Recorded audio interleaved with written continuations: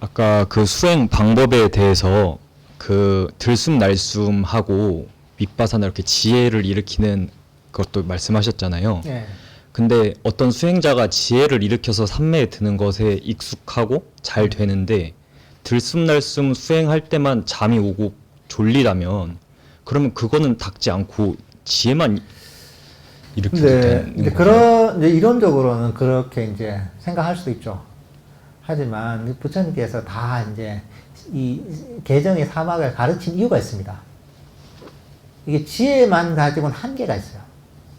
우리가 반적을 통해 지혜를 통해서 마음속에 욕심이라도 버릴 수 있죠.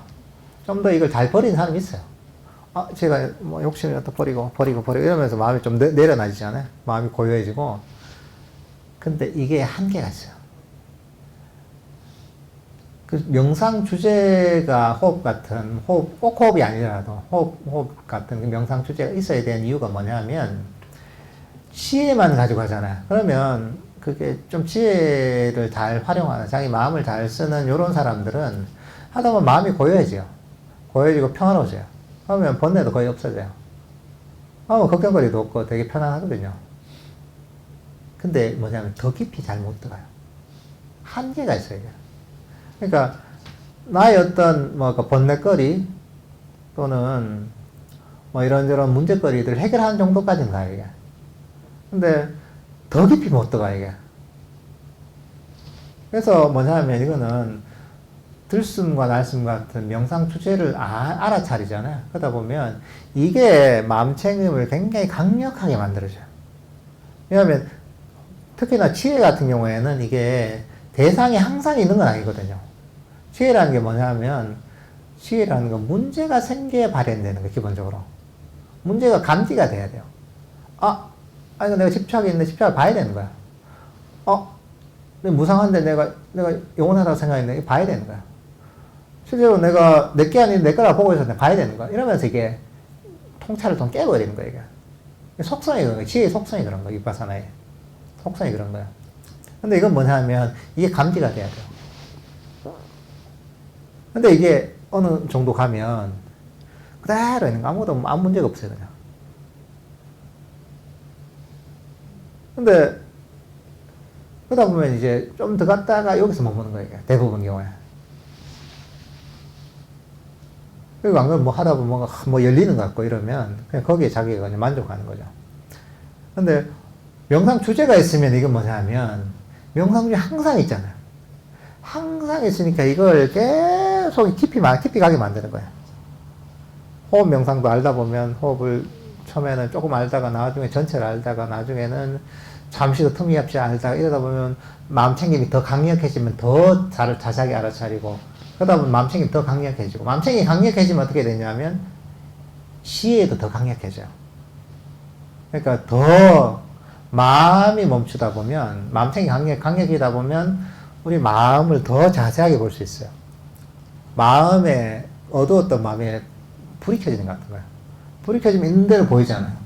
어디에 연등이 있는지, 어디에 불상이 있는지, 어디에 쓰레기가 있는지, 있는 그대로 보인단 말이에요. 어디에 번뇌가 보이는 거예요, 이게. 쉽게 버릴 수가 있어요. 그러면서 지혜도 폭발할 수 있는 거예요. 마음 챙김이 강력해졌을 때 더 강력한 지혜가 생기는 거예요. 그러면 이게 폭발하다 보면 또 번뇌가 많이 사라져요. 그러다 보면 명상 주제를 아는 게 더 쉬워지는 거예요. 장애가 사라지면. 또 이러다 보면 마음 챙김이 강력해지고 삼매 강력이다 보면 지혜가 또 폭발할 수 있는 에너지가 있는 거예요. 그러니까 이 부처님의 가르침이라는 게 이 기가 막힌 가르침이에요. 완벽한 세트인 거예요, 이게. 지혜만 가지고는 한계가 명확합니다. 이게 속성이 있는 거예요. 이 개를 바탕으로 사마타 윗바사나 이 두 가지가 정확하게 이 결합이 돼서 이걸 적절하게 써야 되는 거예요.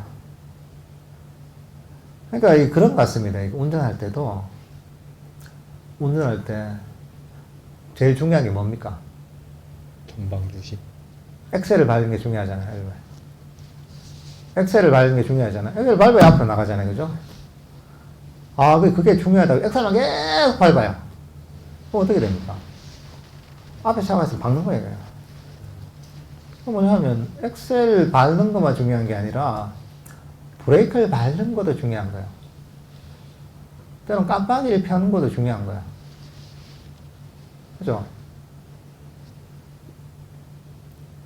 때로는 차선을 바꾸는 것도 중요한 거예요. 근데 뭐냐면 그걸 적절한, 약간 이제 내 운전할 때 적절한 상황에 적절한 기술을 쓰는 게 중요하잖아. 엑셀을 밟아야 될 때 밟고, 브레이크를 밟아야 될 때 밟고, 좌회전을 해야 될 때 좌회전하고, 우회전을 해야 될 때 우회전하고, 추월해야 될 때 추월하고, 유턴 해야 될 때 유턴 하는 게 운전을 잘하는 거잖아요. 수행도 똑같은 거죠. 이 계정의 사막. 이 적절하게 운전의 기술을 활용하는 것처럼 적절하게 잘 활용해야 되는 거죠. 그리고 우리가 뭐 사마타적인 측면이라고 하지만 이것도 여러 가지 기술이 있거든요.